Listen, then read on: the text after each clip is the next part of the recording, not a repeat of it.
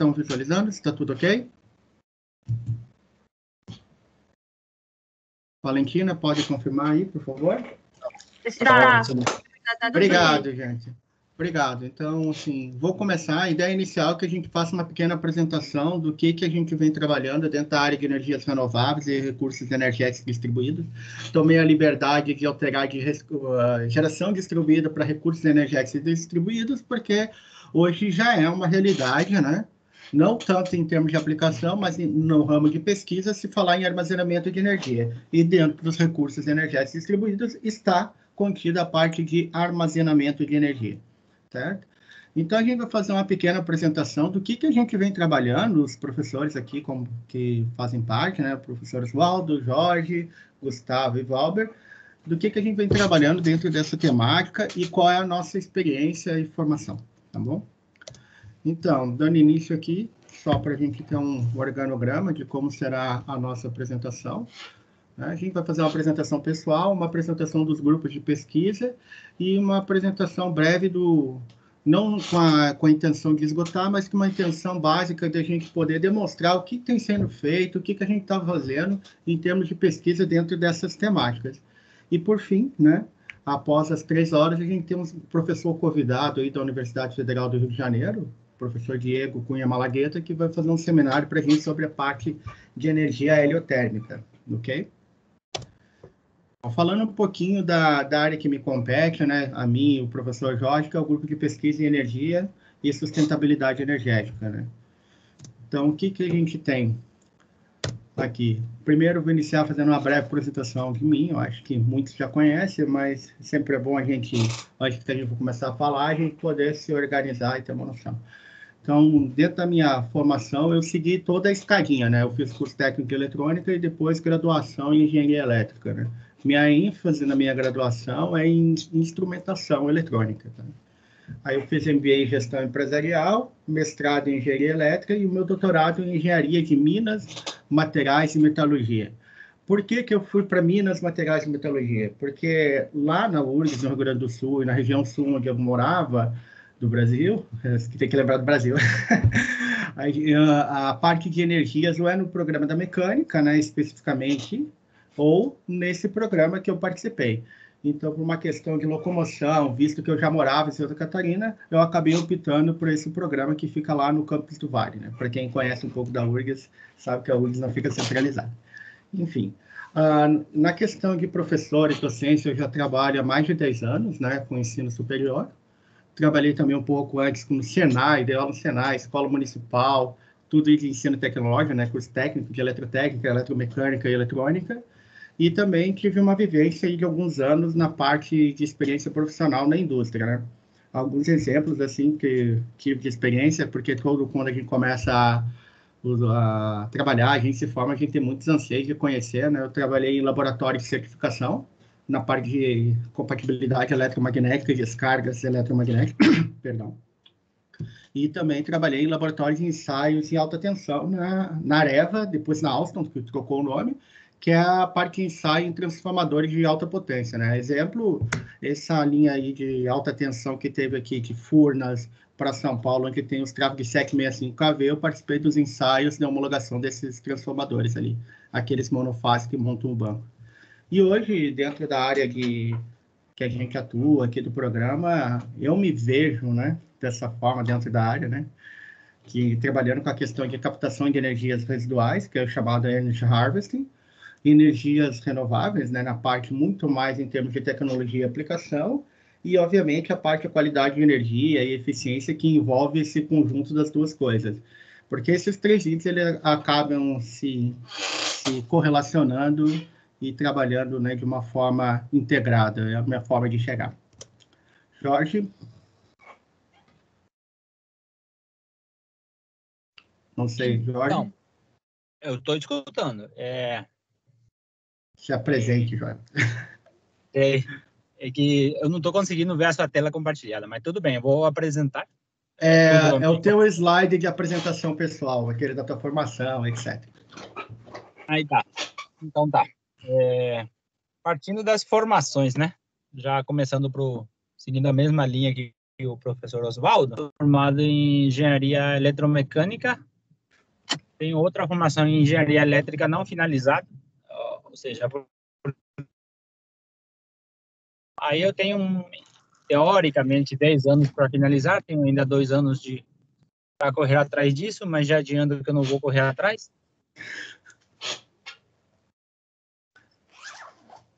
Especialização em sistemas de automação. Depois eu migrei para a área de engenharia elétrica, sistema de potência, fiz meu mestrado, meu doutorado nessa área.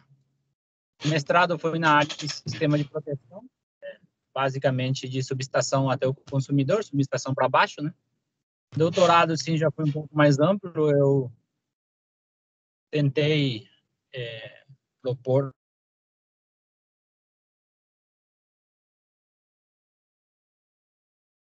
Jorge, acho que caiu, gente. Bom, basicamente, eu acho que faltou ali, eu vou tentar complementar. Eu não sei se vocês estão me ouvindo. Você é só o Jorge que caiu?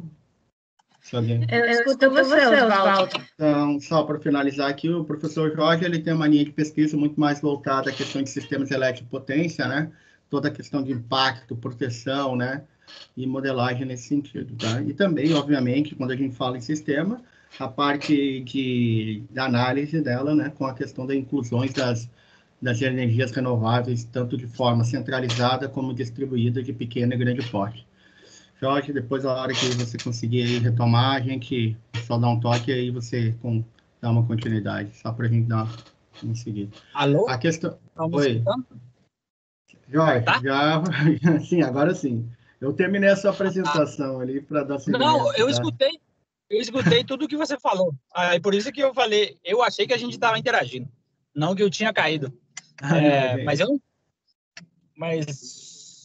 como o professor Oswaldo bem colocou, eu tenho a mania de ir para o sistema elétrico de potência porque eu gosto. Eu não vou mentir para ninguém isso daí.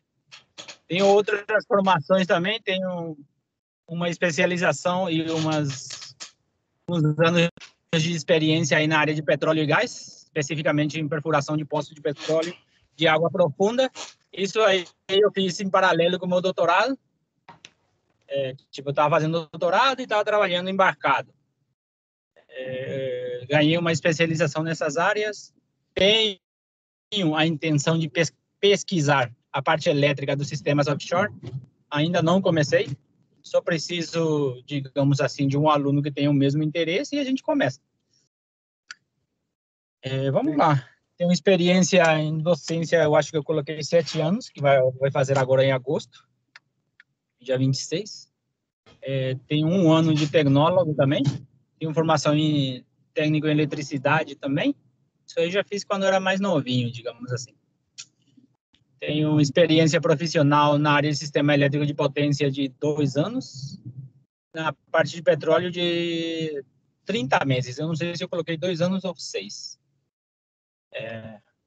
Seguindo um pouco a perspectiva do professor Oswaldo, eu tenho muita curiosidade, a palavra correta, em conhecer ou saber as influências dessas energias renováveis dentro do sistema elétrico de potência.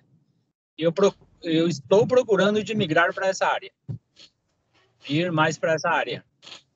Eu acho que é isso, Oswaldo. Se ficou faltando alguma ponta aí, por favor, me ajude, que eu... Tá ótimo, Jorge. Eu acho que é essa. A gente não tem como esgotar o assunto em pouco tempo, né? A intenção mais é da gente poder dar um overview aí para o pessoal, né? Para quem possa conversar depois, né? Aí falar um pouquinho do grupo de pesquisa. Obrigado, viu, Jorge? Falar um pouquinho do grupo de pesquisa que a gente tem aqui. A gente criou isso em 2015, né? O Jorge participa aqui junto comigo e tem outras pessoas, né? Então, fiz um quadro resumo aqui. É o grupo de pesquisa de energia e sustentabilidade energética. E dentro disso, a gente vem trabalhando, né, ao longo desse tempo, dentro daquelas linhas de atuação, né? Educação e engenharia, captação de energias residuais, fontes de energia, né? Mais especificamente as energias renováveis, né? Ou alternativas, né? A parte de qualidade, eficiência e sustentabilidade. Mas, assim, a gente tem cada vez mais tentando trabalhar não de uma forma individualizada, mas de uma forma integrada. Não só os trabalhos de pesquisa, como as temáticas, não tentar separar nas caixinhas, né, propriamente dito. Então, aqui a gente tem uma apresentação rápida, né, dos quais os trabalhos que está sendo feito, né, muitos desses trabalhos, alguns deles vocês vão reconhecer, né, o pessoal aí que já é da graduação e está fazendo mestrado conosco aí, né, o João, o Álvaro, a Valentina vão reconhecer bastante coisa, né, que a ideia é um relato quase que histórico, né, dentro dessas temáticas. Dentro dessa parte de captação de energias residuais, um dos primeiros trabalhos que a gente tem e que a gente tentou fazer o desenvolvimento foi num trabalho de iniciação científica, isso ele começou antes da UNILA, né, e foi dada continuidade, que foi a questão da utilização da piezoeletricidade, né, que é um trabalho simples, né, que começou, e aí a ideia foi justamente aproveitar a energia, né, digamos, residual do ato de caminhar para carregar pequenas cargas. A ideia inicial era, vamos tentar carregar um celular, alguma coisa assim, sem preocupação com o dispositivo de como a gente ia fazer isso. Simplesmente vamos ver o potencial de geração. Esse trabalho começou comigo e com o Marcos Coelho. Tá? O Marcos Coelho, até só para frisar aqui, parece um trabalho despretensioso. A gente conseguiu evoluir desses sensores que é utilizado muito mais hoje para monitoração de sinais de vibração acústica, né? Vibração e para acústica, e evoluiu para sensores, para transdutores realmente para Harvard Energy, né? De aproveitamento, que são valores que saem desses aqui que custam R$ reais, R$ 3, para elementos que custam $100, $150.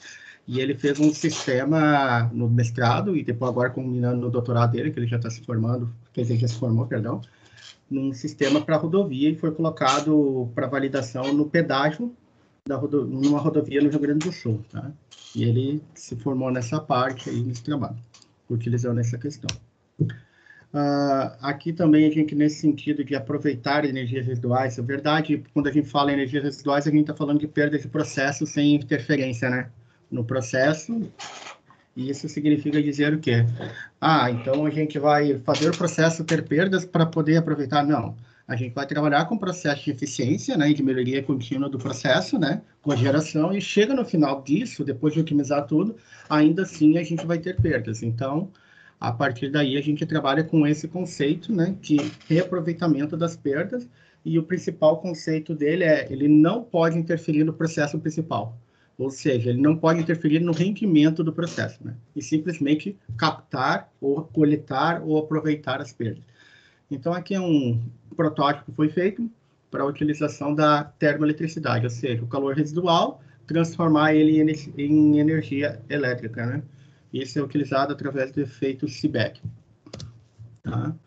E aí, desses trabalhos, a gente foi trabalhando com ele, né, em outras continuidades. Uma delas é trabalhar com a questão da modelagem numérica. Tá? Esse aqui foi o trabalho já na UNILA, junto com a Louise Kramer, que a gente percebeu que o quê? Os dados de datasheet a gente nunca consegue nem perto dele em termos de eficiência.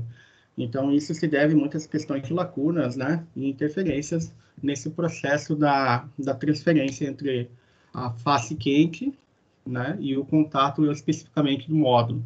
Então, a gente fez algumas análises para transformar o modelo mais próximo da realidade que a gente tinha, né? Então, saímos do modelo experimental, que a gente considerou como referência, e foi evoluindo.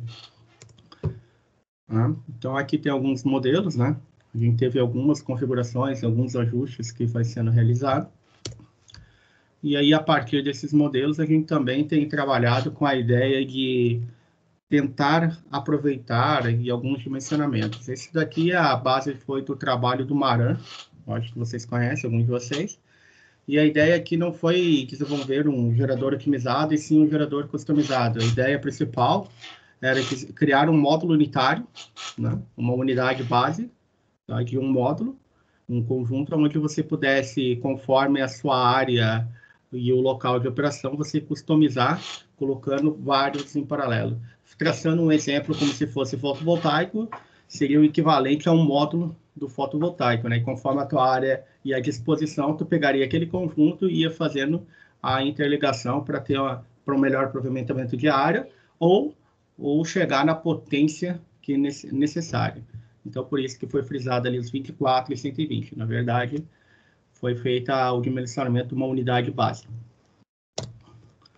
Aí, a partir disso, a gente também vem com a ideia de integrar isso e trabalhar tanto com células fotovoltaicas seja de silício, né, de galho, ou células OPV orgânicas, né, que a gente tem hoje. E também o professor Malagueta vai falar um pouquinho, outra possibilidade é trabalhar com CPV, né, ou seja, as células solares com concentradores, né. Então, a ideia é, juntamente com o aproveitamento fotovoltaico, tu tem um aproveitamento térmico, né. Por que isso? Hoje a gente sabe que parte do espectro da luz visível, da luz, né, solar, hoje não é aproveitada, cerca de 42% isso. E, além disso, a gente tem um outro agravante que é, quanto maior a incidência de luz sobre a célula fotovoltaica, maior a geração, mas também maior a temperatura. E, com isso, há um decréscimo da eficiência do sistema. Então, ao integrar o sistema, né, fazer um sistema híbrido, né, solar e térmico, tu consegue melhorar a eficiência global da tua unidade de geração. E é o que é demonstrado no gráfico à direita abaixo, né? Onde tem a parcela ao longo do tempo, né? Da contribuição da geração solar, e em azul a contribuição da energia gerada pelo efeito Seebeck, né? De uma forma complementar. E a partir disso a gente vem tentando buscar uma nova alternativa, uma nova forma de trabalhar isso, né? E dentro disso a gente vem com a ideia de trabalhar com a questão de aplicação em nanosatélites. Isso surgiu, isso é a questão até que eu estou envolvido na iniciação científica atual, que vai começar no Nilo, de integrar tanto as células, né? Aqui eu coloco aqui um exemplo no rolo à direita superior, é um filme de OPV, os tags, a utilização de tags flexíveis para colocação em nanosatélites. Os nanosatélites são satélites de 10 por 10, tá? Então, é uma questão de tentar evoluir nesse sentido. O professor Marco Roberto Cavaleri está participando junto, a gente tem contribuição de um pessoal aí bem interessante, né? Trabalhando junto e, enfim, tem muita coisa para pensar para chegar e embarcar essas tecnologias num satélite e colocar na estratosfera, né? Uma das questões é degradação do material, o quanto tempo vai durar e assim por diante. Então, a gente tem todo um trabalho para ser feito antes de chegar na parte de desenvolver o produto, e a gente está começando, mas é bem interessante isso. Pelo menos eu gosto, né? Em termos de fontes de energia, né? Aqui um exemplo de aplicação das energias renováveis e, enfim, de aproveitamento, né? Então, aqui é um trabalho que a gente fez ali com o Novi Baixo, meu colega. A gente tinha feito uma proposição de utilização de geradores lineares, né? Então, a ideia desse gerador era para o aproveitamento do movimento das ondas, né? Então, foi feita toda a modelagem e a questão para a utilização deles, né? Hoje, se vocês olharem do CERT, Fundação CERT de Santa Catarina, eles têm um projeto de uma boia, né? De instrumentação. Então, hoje, antigamente as boias precisavam de iluminação, etc., e precisavam de um cordão umbilical para levar energia até lá, ou ela gerar energia no próprio local. Então, essa é uma das alternativas que se pode, né, optar. Aqui tem um exemplo, eu vou acelerar, que é um projeto que a gente realizou, com a ideia do desenvolvimento de um sistema de captação da luz solar. Porque a gente pega muito na questão de energia solar, simplesmente fotovoltaica ou térmica, né? A gente pode aproveitar a energia solar para iluminação também, é a primeira que foi utilizada e às vezes a gente esquece disso, né? Então, hoje já é uma tecnologia consagrada, que é os tubos solares, né? A única limitação deles hoje é a questão da necessidade de complementação de uma luz artificial. Então, esse projeto, a ideia foi justamente integrar as duas coisas, né? A luminária LED, um tubo solar e um sistema de captação de energia solar, né? Aproveitamento de energia solar, para ser uma luminária totalmente autônoma, para que eu não precise ter uma luz artificial, que eu consumo energia da rede, mais um sistema solar. E por que da integração dele e da eletrônica? Porque a gente também precisa atender as normas de iluminação, porque senão não adianta nada, né? No sistema industrial, hoje a gente precisa, no escritório, seja numa bancada de trabalho, seja até numa mesa de estudo, a gente precisa ter um número X de lux, né? Se eu não me engano, é 400 lux para estudar, de 400 a 600, né? A 70 centímetros de altura. Então, a ideia é de integrar é justamente isso, né? Aproveite ao máximo a energia vinda externa, da forma luminosa, sem esquentar o ambiente, elas têm os filtros, né? E a compensação é feita de forma automática através de uma rede de sensores, né? E uma dimerização da intensidade de luz dos LEDs, né?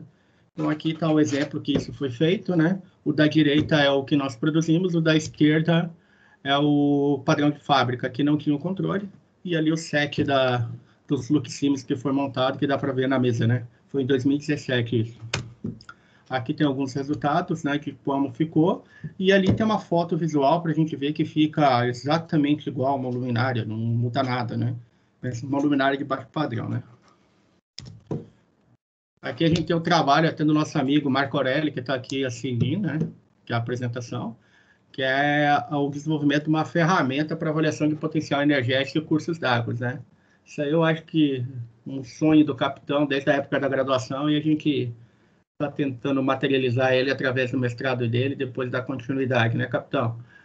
Mas esse é um dos trabalhos, né? A gente está tentando focar. Pois não? Então, eu acho que capitão tem algumas pessoas que não vão conhecer ele não, cara. Só Não, eu chamei de Marco assim. Aurélio. Eu falei, o Marco Aurélio, conhecido como capitão, desculpe. Depois a gente faz ele se apresentar. Perdão. Obrigado, Jorge. Né? Isso. E dentro desses trabalhos aqui, a gente está tentando... A ferramenta é uma coisa maior, né? A gente está tentando limitar ela um pouco para que ele trabalhe como se fosse um módulo, né? E aí a gente poder depois dar continuidade e crescer dentro dessa temática. Dentro do sistema de energia, Jorge, se quiser apresentar aí, fica à vontade. Está nos slides ali. Sim. Então, dentro do sistema de energia, isso daí era um pouco do que eu fiz lá no mestrado e comecei a tomar gosto pelo sistema elétrico de potência, para basicamente a gente ajustar os dispositivos de proteção. Tudo isso eu comecei a desenvolver no MATLAB. Tinha um conhecimento básico do que era modelar. Quando eu cheguei no mestrado, eu já me considerava o rei da modelagem, mas não é assim não, pessoal. O que eu estou querendo falar para vocês. É muito bom modelar o sistema, ou qualquer sistema que vocês queiram empregar, seja na parte térmica, eólica, fotovoltaica. Por quê? Porque para modelar você precisa entender exatamente o funcionamento do seu dispositivo ou peça, né? No caso. Nesse caso, eu só modelei alguns sistemas testes para ver como funcionava. Lá em cima, no canto direito superior, está escrito, tipo assim, a conversa entre o MATLAB e o OpenDSS, que eu estou querendo fazer. Na época, eu fiz tudo em MATLAB e em C++, e hoje eu estou querendo integrar esses dois sistemas. Basicamente, para quê? Quando você integra esses dois sistemas, você consegue fazer a análise real dele, em tempo real. Assim, entenda-se tempo real com um delay de processamento de dados, ok? Se puder passar para o próximo slide. Já foi. Localização de falta. Já vi. Já esse na localização de falta foi mais do que eu fiz no doutorado. Peguei todo o sistema e tentei identificar novamente onde ocorrer algum tipo de falta. Ruptura de cabo, falha, curto-circuito, tempestade, galhos d'água, tudo que você conseguir imaginar, eu tentei fazer. Na época, eu tentei utilizar aqueles medidores via Bluetooth, Wi-Fi ou GPS, que está aí no gráfico, né? Aqui era tudo sobre GPS. E a intenção era jogar em algum... Na época, o bioinspirado que eu utilizei foram redes neurais e o algoritmos dos morcegos. Não sei se vocês têm conhecimento, mas foram 2 bios inspirados. E isso. Tivemos bons resultados. Esse trabalho é bem referenciado até hoje em dia, mas dá para melhorar muita coisa ainda. Próximo slide, Oswaldo, eu te agradeceria. Então, esse é o estudo que eu falei para vocês que eu ainda tenho a intenção de começar, que é basicamente analisar a parte elétrica e a parte de perdas de energia, como o Oswaldo fala, né? Bem em sistemas de extração de petróleo, ou plataforma de petróleo, como vocês quiserem chamar. Qual parte me interessa? Me interessa a parte de perdas. E todo esse sistema aí é autoconsumível, né? Ou seja, ele gera para ele mesmo se gastar. Então, a porcentagem de perda nesse sistema são muito baixos. E isso me chama a atenção. Por que me chama a atenção? porque várias coisas você pode copiar, né? Ou adaptar. No caso, o que eu estou querendo fazer é adaptar as soluções que foram implementadas dentro desse FPSO para o sistema elétrico. Lembrando que esses FPSOs têm várias fontes de energias renováveis e conversíveis também. Eles convertem muita energia. Sim, ele é autossustentável, né, Jorge? Essa questão aí já é Sim. uma coisa consolidada, porque tem toda aquela preocupação de estabilidade, né, e proteção e segurança, né, que na área de petróleo e gás é bem rígido, né, então é um belo case para seguir. E só complementando essa questão, a Petrobras lança edital de pesquisa constante, né, eles têm uma linha de fomento, e o ano passado, inclusive, eles colocaram essa questão de autogeração, né, para essas aplicações em plataformas e sistemas embarcados, e inclusive um sistema de aproveitamento de perdas residuais, citando o efeito Seebeck para inspeção submarina de cabos. Exatamente. São esses cabos aí que a gente procurou colocar na imagem, os cabos azuis e amarelos. O vermelho já é de conversão, mas tudo bem. Mas o que o Oswaldo falou é basicamente a Petrobras estava buscando algum sistema que eles consigam fazer inspeção nos risers ou nos dutos de petróleo para localizar possíveis perdas ou recuperação de energia, onde eles tiveram muita perda de energia para eles recuperarem. Lembrando que tudo isso que o Oswaldo falou é em águas profundas, né? Quando a gente fala de águas profundas, vai a mais de 2.500 metros de profundidade. Ou seja, 2.500 metros de profundidade não tem luz do sol. Não é essa imagem bonitinha aí que a gente está vendo. É basicamente uma busca cega. Então, por isso eu tenho conhecimento, né, que é muito desafiador e bastante interessante, logicamente. Obrigado, Oswaldo, Jorge. quiser complementar alguma coisa mais nessa área? Não, tranquilo, cara. Não, tem bastante gente, cara. Dá para depois conversar e fazer a ideia agora é dar um overview mesmo, e aí os temas que surgirem interesse, a gente pode trazer eles específicos e detalhar melhor, né? Obrigado, Jorge. É isso. Falando em recursos distribuídos, a gente teve um trabalho aqui que a gente começou, o Jorge participa junto, a professora Maureen também, da Universidade da Unir, né, e alguns colegas, o professor Romeu também, da Unioeste, participou com a gente, que é a questão do impacto da geração distribuída e do armazenamento de energia num sistema de distribuição. Então, esse aqui é um dos resultados do trabalho da Tayana, de mestrado, que ela fez na Unioeste, né, eu fui orientador. E a ideia base foi o quê? A gente adaptar o sistema de 3E34 barras. Quando a gente fala adaptar, é porque os níveis de tensão dele eles são fora do padrão que a gente trabalha no sistema elétrico brasileiro. A gente utilizou dados de transformadores reais e algumas considerações para fazer esse ajuste, né? E aí a gente tentou visualizar aquela questão do impacto, né? Quando a gente fala impacto, é de grande concentração, né, de GD e armazenamento. Qual seria a melhor condição? Tudo junto à subestação, né? Tudo junto à unidade consumidora a predominância, ou distribuído no meio, num ponto ótimo para tentar elevar o nível de tensão. Então, a gente fez algumas análises desses casos, né, que foi colocado, então, são os 3 colocados, né? Tanto o GD como o armazenamento junto à unidade consumidora, o outro é GD e o armazenamento no alimentador ou na subestação, que é justamente centralizado, né, junto ao ponto de despacho, e a outra é o sistema distribuído, né? Então, a geração ficaria distribuída no alimentador, junto à subestação, e os armazenamentos nas unidades consumidoras, estilo backup, né? E a gente analisou esses perfis de tensão. Isso a gente tem os resultados aqui, eu não vou... É bastante coisa. A partir daí, a gente tem um trabalho aqui que vai estar se consagrando aí, se definindo, que é o trabalho com o André Kitts, que é o nosso colega de doutoramento, né?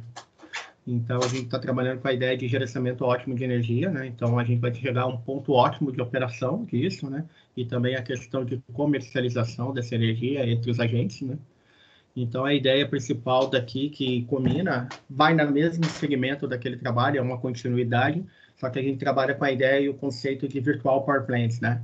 Então, a gente vai ter que ter níveis hierárquicos distintos e forma de atuação e deliberação para cada agente. Então, isso ainda está no começo aí, mas tem bastante coisa para trabalhar. E essa é a ideia, né? Sair do macro grid, ir para o micro e chegar no nano grid e eles estarem todos interligados e tomando decisões e tendo um melhor resultado no despacho, né? Do ponto de vista de qualidade, eficiência e segurança energética. Então, assim, esse é um trabalho que a gente começou, e esse é um trabalho, parece despretensioso, mas ele é muito interessante e muito importante para nós, devido à dificuldade que a gente tinha de acesso a dados e dados na tempo amostral que a gente precisava da região e assim por diante. E a gente acabou indo para o lado de desenvolver a estação solarimétrica. Hoje, o que a gente tem é a estação meteorológica, ela está operante, tá? A gente fez durante a pandemia, o dashboard também foi desenvolvido. Isso começou com o trabalho de iniciação científica, tá? E agora a gente está desenvolvendo sensores de radiação, tanto de direto como indireto, né? E o global. Obviamente, a gente está começando pelo global, depois vai para o indireto e indireto. Então, a ideia é que a gente tenha essa instrumentação disponível, que esses dados sejam abertos e acessível a todos. Por que a gente participou disso e por que a gente foi por esse caminhamento? Porque a gente percebeu que a gente teria uma série de desenvolvimento na questão de energia solar. Eu acho que isso é muita gente aqui dentro do sistema que trabalha na pós-graduação ou da graduação propriamente em energias que a gente atua, tem muito interesse nessa questão de energia solar. Então, a gente começou a ter dificuldades nisso. Um exemplo disso, de um dos trabalhos que envolve energia solar, fotovoltaica e a questão de integração com baterias, né? E recursos energéticos, essa questão de suavização de potência. A gente começou com o Valentim no mestrado, o Valentim é nosso aluno de doutorado hoje, e trabalhar com a questão de análise de estratégias. O que seria a suavização de potência? A gente vê na questão lá de fotovoltaica que a energia que é gerada tem aquela forma, abre aspas, fecha aspas, como uma meia senoide. Mas a verdade é que a gente tem várias oscilações e flutuações ao longo do dia da injeção de potência devido a sombreamentos parciais, né? Ou até mesmo falhas, às vezes, no sistema, né?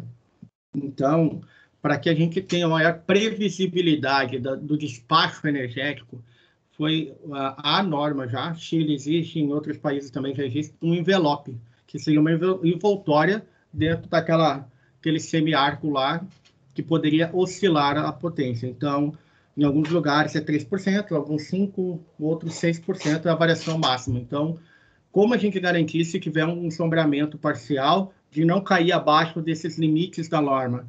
A forma que foi utilizada, que vem sendo estudada e modelada, é a questão de trabalhar não mais como fontes distribuídas, né? Unicamente, e sim com sistemas híbridos. Quando a gente fala híbrido, tu teria um acumulador junto a ela, e esse acumulador ele tem a finalidade de compensar essas oscilações. Tá? Então, esse é um dos trabalhos que a gente está trabalhando, a gente realizar essa questão. Aqui embaixo mostra ali no gráfico à direita, justamente essa atuação, né, de um banco de baterias, trabalhando junto com o fotovoltaico em azul, né, a bateria em verde, e em vermelho é o sinal que realmente está sendo injetado na rede. Então, tem duas lógicas de controle, além da atuação, que é a questão da injeção de potência para compensação da oscilação do fotovoltaico momentâneo, como em momentos que a rede está ociosa, você trabalhar com a lógica de recarregar as baterias também para utilização. Então, tem toda uma questão de tomada de decisão nesse sentido. E indo para uma continuidade desse trabalho, ali a gente trabalha, os trabalhos que hoje a gente tinha lá são baseados em filtros de calma, lógica de controle, né? E agora a gente tem um trabalho que está sendo tocado junto com a Nora, né, e o professor Jorge, na ideia de desenvolver um algoritmo genético, ou seja, baseado em redes neurais, para que a gente faça a mesma atuação, né, dessa compensação, né, e a tomada de decisão a partir de uma rede neural. Pelo que a gente viu, dos trabalhos sobre suavização de potência, é o primeiro trabalho que se tem aí na literatura sobre a utilização de redes neurais para esse fim. Mais próximo disso é um trabalho utilizando lógica fuzzy, né? Segundo aí a nossa colega Nora, depois a gente pode bater um papo com ela. Outro trabalho dentro desse segmento, utilizando dados da estação e dados solarimétricos, né? É o trabalho, que é a tese de doutorado do Joelan, tá? Que é uma questão de predição, né? Predição da energia solar. Outro problema que também fica correlacionado à questão de solicitação de potência é justamente essa questão da quanto o sistema irá gerar num período de tempo de um dia à frente, né? A gente hoje não tem, a gente tem um valor médio, mas não tem uma previsão de quanto ele realmente vai gerar.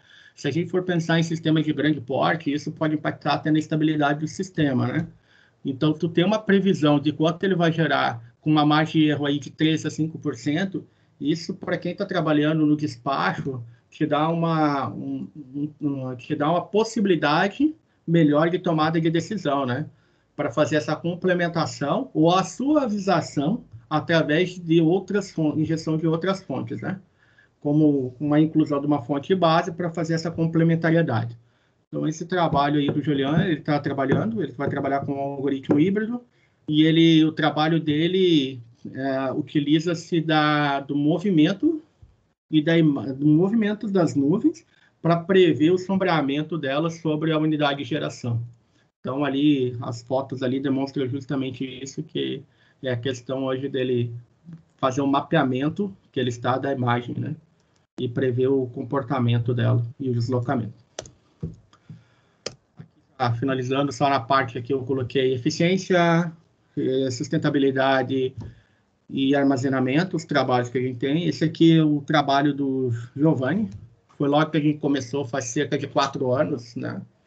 O Giovanni Silvestrinho, hoje ele fez o mestrado dele, que foi no Oeste, na época a gente nem tinha o programa, e hoje ele está dando continuidade no doutorado dele. Então, uma das dificuldades que a gente tinha era ter um BMS para trabalhar, né? Hoje os BMS são todos fechados, né? Com exceção de 1 ou 2 modelos específicos que são abertos para desenvolvimento. O mais famoso dos BMS para desenvolvimento abertos é o Fox BMS do Fraunhofer, tá? Que ele é hardware aberto e software aberto, e aí você pode customizar e trabalhar com ele. Então, a ideia foi desenvolver um BMS que a gente pudesse customizar ele e ir agregando ferramentas e agregando algoritmos nele, né? Então, algumas coisas foram realizadas nesse sentido, né? E ele fez essa montagem que está até disponível no site do programa para quem quiser utilizar, replicar, enfim. A partir daí, a gente tem um trabalho que é a continuidade dele, né? Ele está especificamente aí no doutorado, ele foi para a área de desenvolvimento de software aplicado ao BMS, né? E aí, em vez de fazer todas as rotinas, ele está especificamente trabalhando no estado de carga, a vida útil. Saúde. Fiquei no carga e travei. Obrigado. Estado de saúde da bateria, né? Então, a ideia é porque hoje a gente não tem como classificar as células, né? Hoje, seguindo uma bancada e tudo mais. E a ideia é que ele consiga, através do algoritmo dele, identificar rapidamente o estado de saúde das baterias e assim a gente poder reclassificá-las, né? Ao invés de hoje, no Brasil pelo menos, uma bateria veicular, se uma das células estiver abaixo de 80%, né, que é o limitador da norma, é descartada toda a bateria.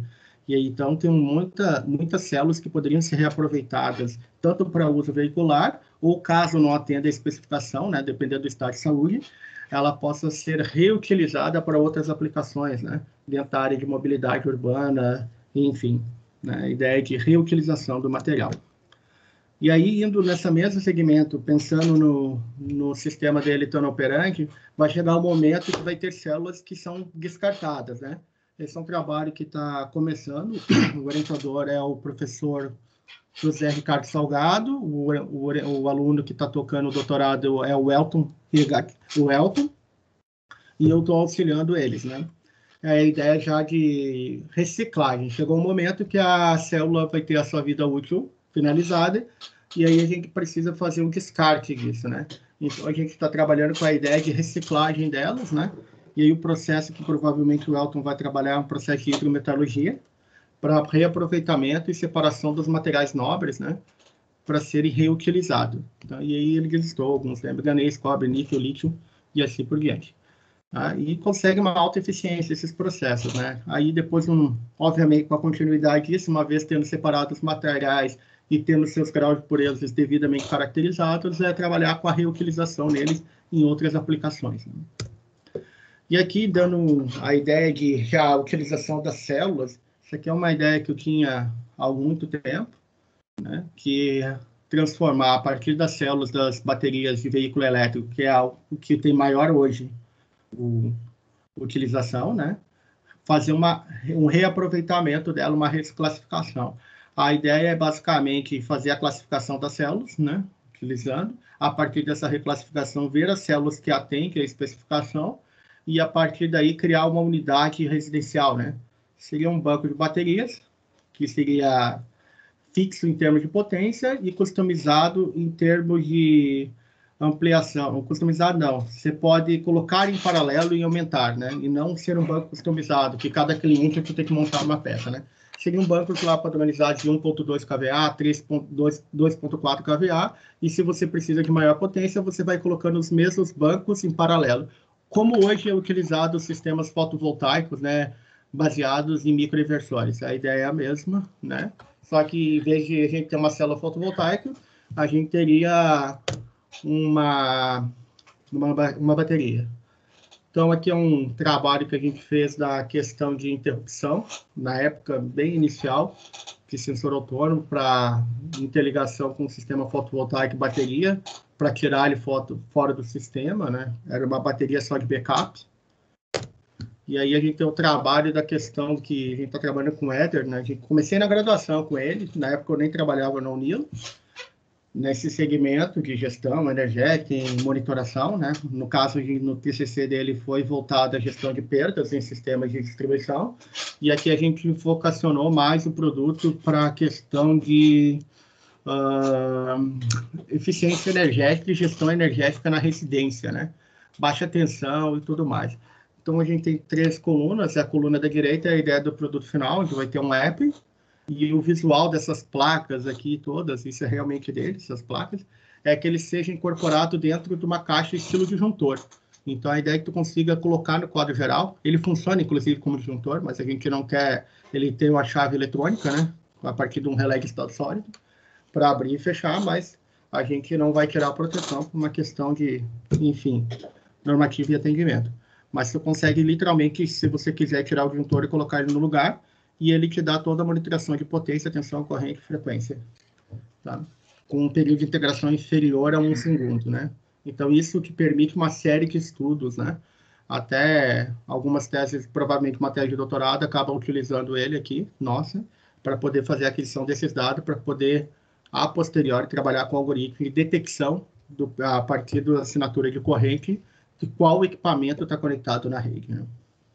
Oswaldo?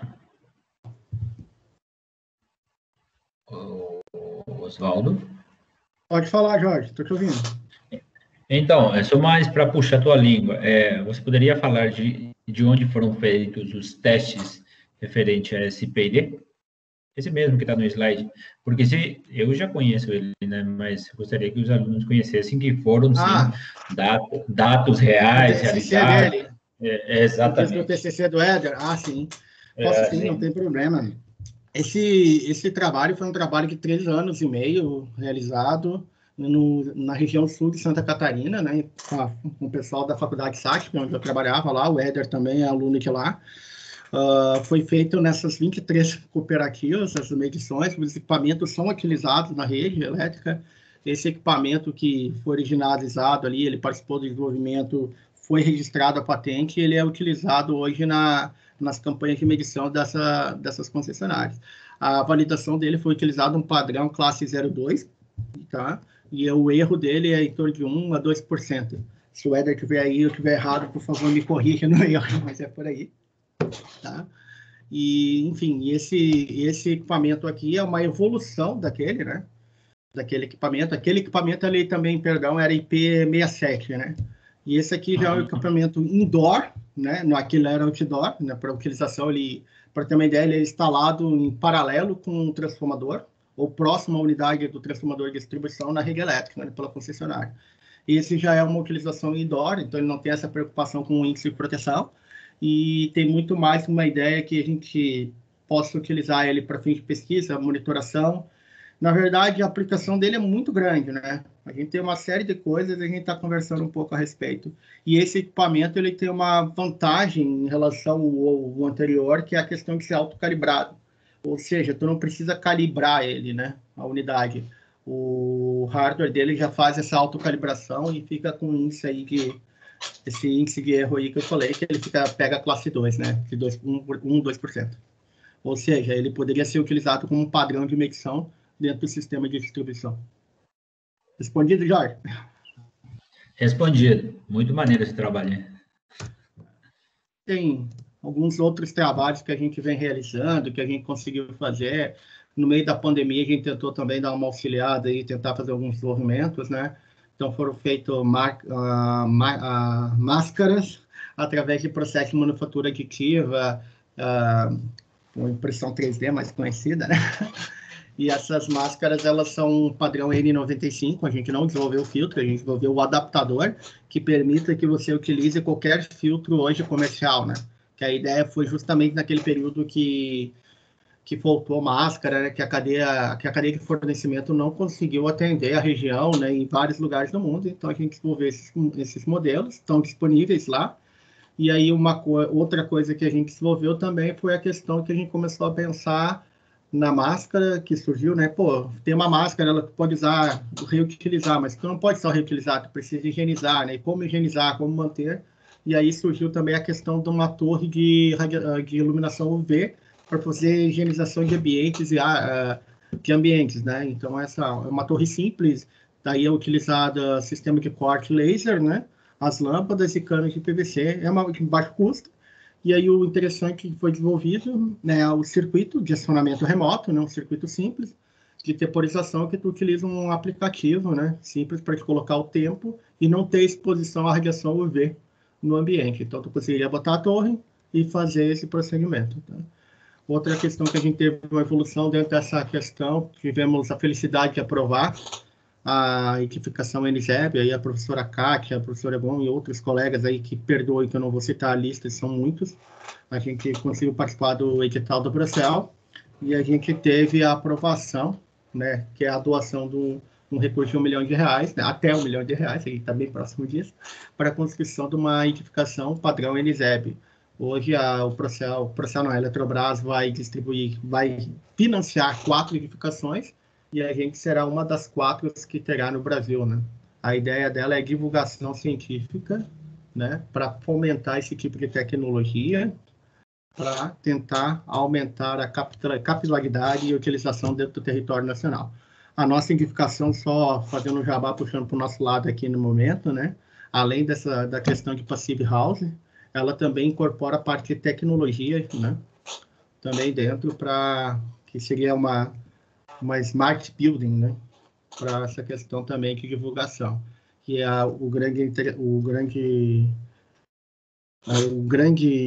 diferencial da nossa em relação às demais aí, que além dos módulos fotovoltaicos, na parte ali que aparece telhadinho em verde, a gente vai ter telhas fotovoltaicas inclusas, né? Então a gente vai ter uma tecnologia a mais também nela, e a ideia é que o consumo energético dela é zero, ou seja, como na questão do petróleo, guardado as devidas proporções, né? Ela também não consome energia da rede, né? Ela se autossustenta no balanço energético. E aí, a gente também, nesse meio termo, a gente acabou trabalhando com outros projetos e parcerias, e a gente acabou desenvolvendo e participando. Oi? Você não falou do Parquinho Verde, esse é muito legal também. Esse passou, cara. Esse fica para o próximo. Eu tô Tudo bem.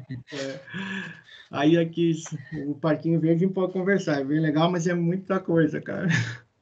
Aqui a gente fez uns trabalhos, né? Eu sou meio fã dele, mas vamos lá. Além disso, a gente fez uns livros, né? O livro de Ciência, Tecnologia e Inovação é um convite que a gente resolveu para organizar, e a gente organizou com o professor Jorge aqui, junto com a participação de alunos, né? Recebi o convite através do professor Alexandre Augusto Causi Souza, que ele é o organizador da série, né?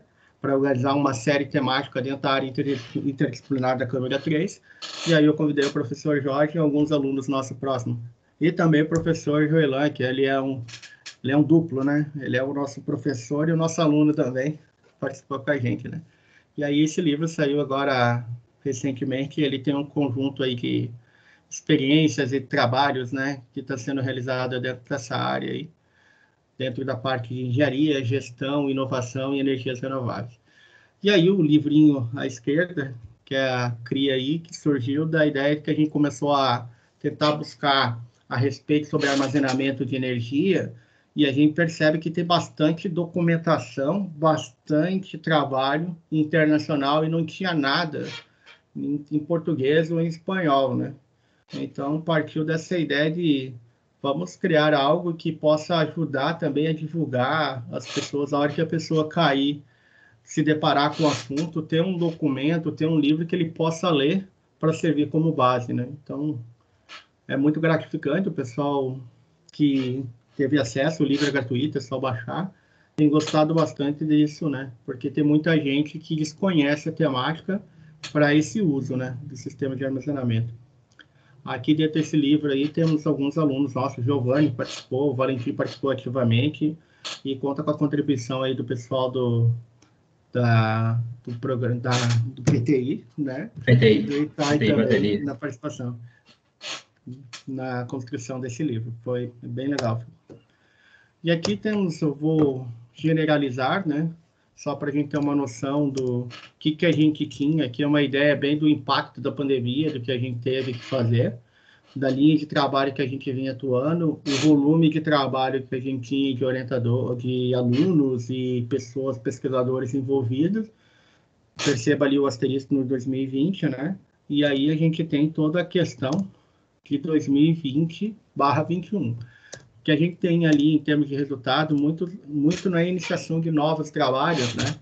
E sim, são trabalhos que já estavam finalizados, que a gente conseguiu finalizar ao longo da pandemia e dar encaminhamento.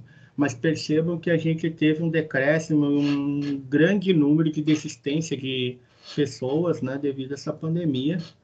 E é notório isso, onde você verificar também que os alunos e as pesquisas tiveram que ser totalmente adaptadas, né? A gente teve a continuidade de um projeto só, e os demais foram totalmente remodelados, né? Eles estão todos indo muito mais para a utilização de Python, algoritmos, modelagens, utilização de tratamento de dados, por causa da questão que a gente está aí há 1 ano e meio, quase vamos chegar, espero que não, chegar a 2 anos, sem ter a possibilidade de frequentar laboratório, ter espaço físico e a convivência social e técnica também, que é tão importante para o desenvolvimento da pesquisa, né?